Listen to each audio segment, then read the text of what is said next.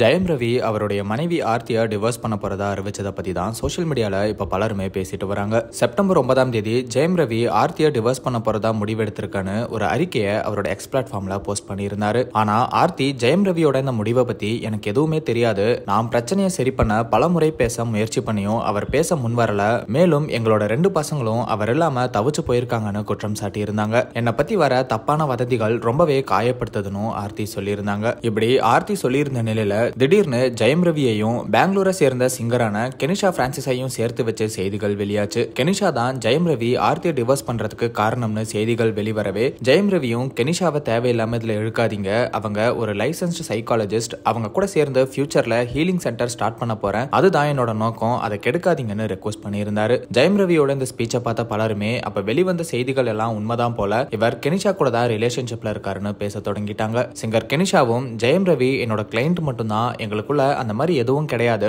June மாசம் தான் அவரை சந்திச்சேன், அப்போ அவரோட குடும்ப பிரச்சனைகள் எல்லாத்தையும் சொன்னாரு, ஆர்த்தியும் அவங்களோட ஃபேமிலியும் அவரை அவ்வளவு கொடுமைப்படுத்தி இருக்காங்க, ஆர்த்திக்கு ரவி டிவோர்ஸ் பண்ண போறது தெரியும், ஆனா எதுவுமே தெரியாத மாதிரி போஸ்ட் போடுறாங்க, தேவையில்லாம இந்த பிரச்சனையில என்ன இழுத்து விடுறாங்க, அவங்க செஞ்ச தப்ப மறைக்க என்ன இழுத்து விடுறது தேவையில்லாத வேலை, இனிமேல் இப்படி பண்ணாதீங்க அப்படின்னு கெனிஷாவும் சொல்லியிருந்தாங்க.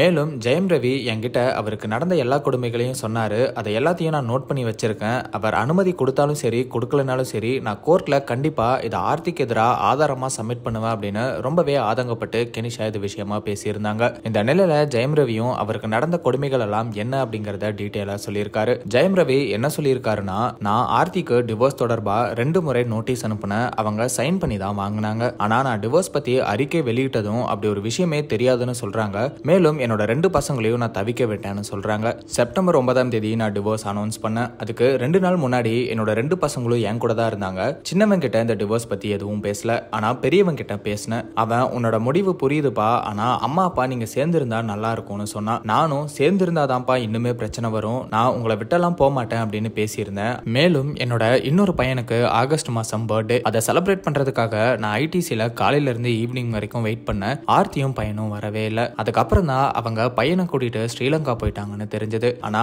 ஆர்த்தி தவிக்க விட்டு போயிட்டான்னு சொல்றாங்க. எனக்குன்னு ஒரு பேங்க் அக்கௌண்ட் கிடையாது, எல்லாமே ஆர்த்தி கூட ஜாயிண்ட் அக்கௌண்ட் தான், நான் என்ன செலவு பண்ணாலும் அவங்களுக்கு தெரிஞ்சிரும், ஆனா அவங்களுக்கு மட்டும் பர்சனல் அக்கௌண்ட் நிறைய வச்சுப்பாங்க, 2 லட்சத்துக்கு பேக் ஸ்லிப்பர்ஸ்னு வாங்கிப்பாங்க, நான் ஏதாவது செலவு பண்ணிட்டா அவ்வளோ கேள்வி கேட்பாங்க. ஏதோ படத்தோட சக்சஸ் மீட்டுக்கு நான் ஒரு ட்ரீட் வச்சேன், அதுக்கு என்னோட அசிஸ்டன்ஸ் கிட்ட அவர் என்ன செலவு பண்றாரு எதுக்கு பண்றாருன்னு கேட்பாங்க, அது எனக்கு ரொம்பவே அசிங்கமா இருக்கும், முதல்ல நான் இதையெல்லாம் அதிக லவ்ல பண்றாங்கன்னு நினைச்சு விட்டுட்டேன், ஒரு கட்டத்துக்கு மேல என்னால முடியல, வாட்ஸ்அப்ல யாரு மெசேஜ் பண்ணாலும் போட்டோ அனுப்புனாலும் இவங்க யாரு என்னன்னு கேட்பாங்க, அதனாலேயே நான் 6 வருஷத்துக்கு வாட்ஸ்அப்லயே கிடையாது. வாட்ஸ்அப் வந்ததுக்கு அப்புறம் ஒரு தடவை பிரதர் ஷூட்டிங்ல நான் இருக்கும்போது ஆர்த்தி வீடியோ கால் பண்ணி ரூம்ல யாரு இருக்கா தனியா இருக்கீங்களான்னு காட்டுங்கன்னெல்லாம் கேட்டாங்க, அதனால நான் ஷூட்டிங்கை பாதியிலேயே விட்டுட்டு வர மாதிரி ஆயிடுச்சு. என்னோட இன்ஸ்டாகிராம் அக்கௌண்ட் கூட அவங்க தான் ஹேண்டில் பண்றாங்க. இந்த பிரச்சனைக்கு அப்புறம் பிரதர் படத்தோட ப்ரமோஷனுக்கு போஸ்ட் போட பாஸ்வேர்ட் கேட்டேன், அவங்களுக்கு தெரியாதுன்னு சொல்லிட்டாங்க. அதுக்கப்புறம் மெட்டா ஹெல்ப்போட தான் என்னோட அக்கௌண்ட்டை ரிகவர் பண்ணேன், அதனால தான் டிவோர்ஸ் நியூஸை கூட எக்ஸ் பிளாட்ஃபார்ம்ல போட்டேன். பாஸ்வேர்ட் முத கொண்டு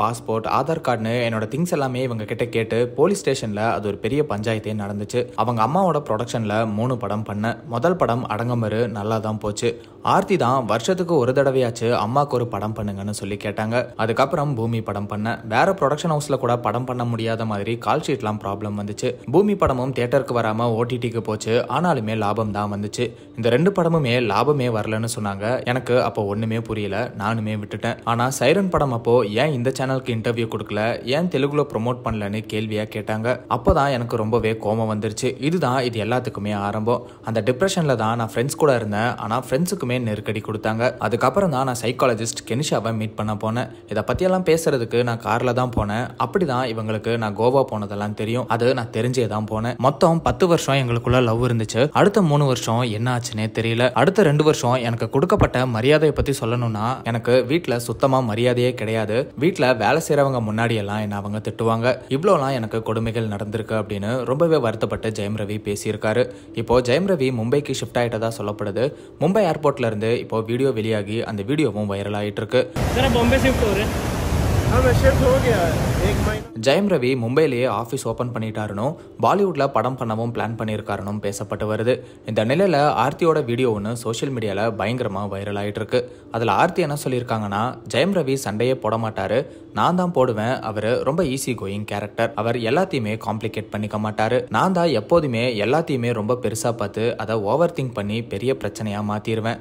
அவர் எப்போதுமே சில்லா தான் இருப்பாரு. எப்போதுமே அவரால் சண்டை வரவே வராது. அப்படி அவர் சண்டை போட்டாலும் உடனே அந்த சண்டையை முடிக்க தான் பாப்பாரு. ஆனா நான் தான் சண்டையை வளர்த்து விடுவேன். ஆனா ஜெயம் ரவி சண்டை போடுற ஆள் கிடையாது அப்படின்னு ஆர்த்தி சொல்லியிருக்காங்க. ஆர்த்தி ஒரு இன்டர்வியூல சொன்ன இந்த விஷயம் எல்லாம் இப்போ வைரல் ஆயிட்டு வருது. இது இப்ப வைரலாகவே பலருமே அப்ப ஜெயம் ரவி சொல்றதெல்லாம் உண்மையா தான் இருக்கும்னு பேசிட்டு வராங்க. மேலும் ஆக்டர் விக்ரமும் ஒரு ஈவென்ட்ல ஜெயம் ரவி கிட்ட காசு கேட்டா அவரோட ஒய்ஃப் கிட்ட வாங்கி தான் கொடுப்பாருன்னு ஃபன்னா சொல்லியிருப்பாரு. விக்ரமோட இந்த வீடியோவும் வைரல் ஆகி அப்போ ரவி சொல்றதுல ஏதோ உண்மை இருக்கு போலேன்னு இப்போ ஆர்த்தி மேல விமர்சனங்களும் வந்துட்டு இருக்கு. சோ ஆர்த்தி ரவியை ஜெயம் ரவி வச்ச இந்த குற்றச்சாட்டுகளுக்கு ஏதாவது பதில் கொடுப்பாங்கன்னு எதிர்பார்க்கப்படுது. சோ வெயிட் பண்ணி பார்க்கலாம்.